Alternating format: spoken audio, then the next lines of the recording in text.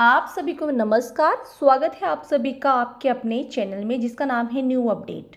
बहुत से ऐसे कर्मचारी हैं जो 8 घंटे से ज़्यादा ड्यूटी करते हैं और उसका उन्हें भुगतान नहीं दिया जाता है। जी हाँ, जैसे कि आप सभी जानते हैं कि सरकार का प्रावधान है कि कर्मचारियों को 8 घंटे की ड्यूटी दी जाए, लेकिन कई ऐसे कर्मचारी हैं जो 10 घंटे या 12 घंटे ड्यूटी करते हैं। तो आप लोग के लिए बहुत अच्छी खबर है कि अगर अब आप 10 घंटे या 12 घंटे ड्यूटी कर रहे हैं तो उसका आपको एक्स्ट्रा पैसा मिलेगा।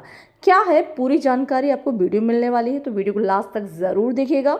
साथ ही जो कर्मचारी लंबे समय से कार्य कर रहे हैं उनको किया जाएगा नियमित। जी हाँ, आप लोग के लिए बहुत बड़ी खबर सामने आ रही है। कहीं ना कहीं सरकार आप लोग को लेकर सोच रही है, आप लोग को लेकर सीरियस हो रही है, आप लोग को लेकर कहीं ना कहीं सरकार भी ध्यान दे रही है। जी हाँ, आप यहाँ पर देख सकते हैं 8 घंटे से अधिक काम कर रहे ओवर टाइम भुगतान ठोस नीति व सुरक्षा कानून बनाए जाएंगे। जी हाँ, आप यहाँ पर देख सकते हैं लिखा है भारतीय मजदूर संघ के आह्वान पर जिले के सैकड़ों आउटसोर्स कर्मचारियों ने मंगलवार को कलेक्ट्रेट कार्यालय में रैली निकालकर अपनी मांगों को लेकर मुख्यमंत्री के नाम का ज्ञापन सौंपा। ज्ञापन नायाब तहसीलदार बाबू सिंह नीनामा को सौंपा।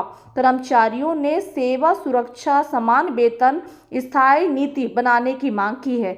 तो आप यहाँ पर देख सकते हैं कि जो कर्मचारी हैं उन्होंने मांग की है कि जो सेवा में सुरक्षा यानी जो कार्य कर रहे हैं उसकी सुरक्षा, समान वेतन, भाई कार्य के हिसाब से वेतन, साथ ही स्थायी नीति यानी कि नियमितीकरण की मांग उठाई है।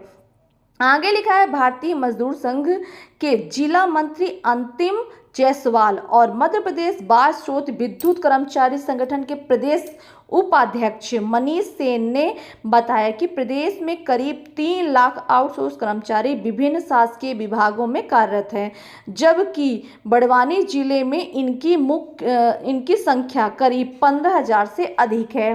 कर्मचारियों का कहना है कि लंबे समय से सेवा सुरक्षा, वेतन विसंगतियों और श्रम कानूनों के पालन को लेकर समस्याएं बनी हुई है।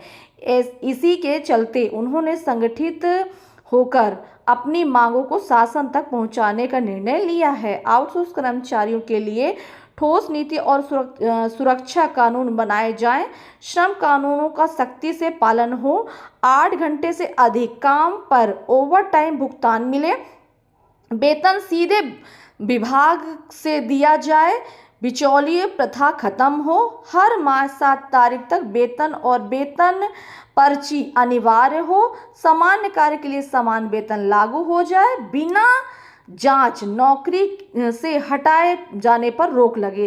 देखिए कई बार ऐसा होता है कि कर्मचारियों को बिना किसी गलती के निकाला जाता है और इस पर कोई एक्शन नहीं लेता है ना।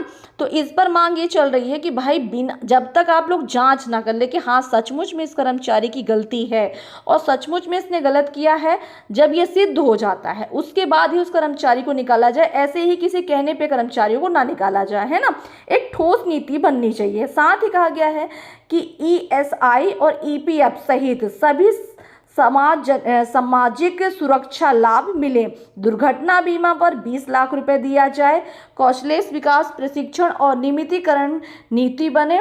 और इस पर हमारे कई वरिष्ठ पदाधिकारी वहां पर मौजूद रहे, जैसे इसकी सादिक शेख और कई कर्मचारी रहे। साथ ही आप लोग को लेकर एक और बड़ी खबर सामने आ रही है, आउटसोर्स 17 मांगों को लेकर ज्ञापन सौंपा। तो हमारे जो आउटसोर्स कर्मचारी हैं उन्होंने 17 मांगों को लेकर ज्ञापन सौंपा है और उस ज्ञापन पर क्या संज्ञान है आप यहाँ पर देख सकते हैं।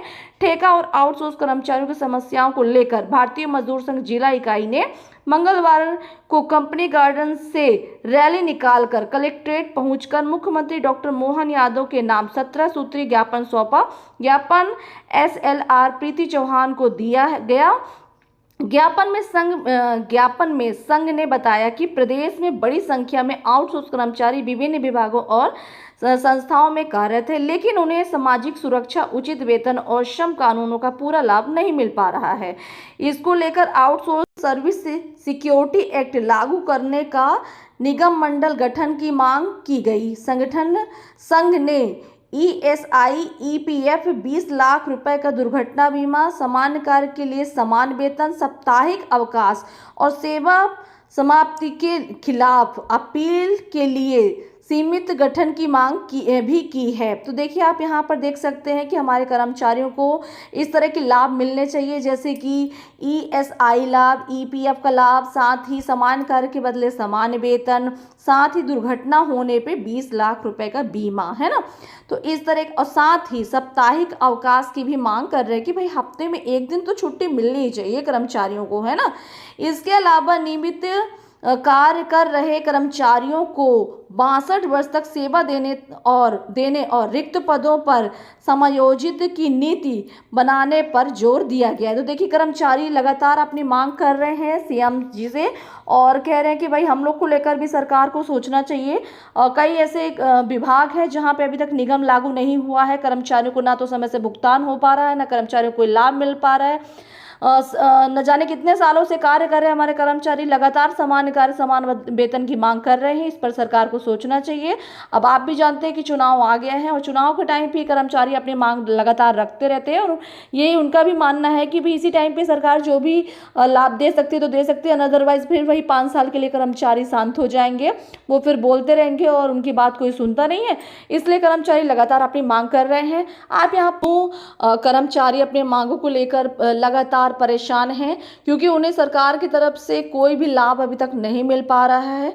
उनकी मांग है कि जल्द से जल्द सीएम जी इस पर ध्यान दें। इसी को लेकर कई न्यूज़पेपरों में प्रकाशित किया गया है, आउटसोर्स कर्मचारियों की आवाज़ को उठाया गया। हम भी अपने चैनल के माध्यम से आउटसोर्स कर्मचारियों की मांग को आगे बढ़ा रहे हैं, उनकी आवाज़ बन के आवाज़ उठा रहे हैं। हम यही चाहते हैं कि हमारे सभी आउटसोर्स भाई हम लोग को सपोर्ट करेंगे ताकि उनकी आवाज़ आगे तक पहुँच। आप अगर आउटसोर्स कर्मचारी हैं और आपको लगता है कि ये जो मांगे की जा रही है वो जायज़ है तो मुझे कमेंट सेक्शन में ज़रूर बताइएगा कि आप कहां से मेरा वीडियो देख रहे हैं, ताकि मैं आपके ज़िले की जो भी जानकारी हो अपने वीडियो के माध्यम से बता सकूं।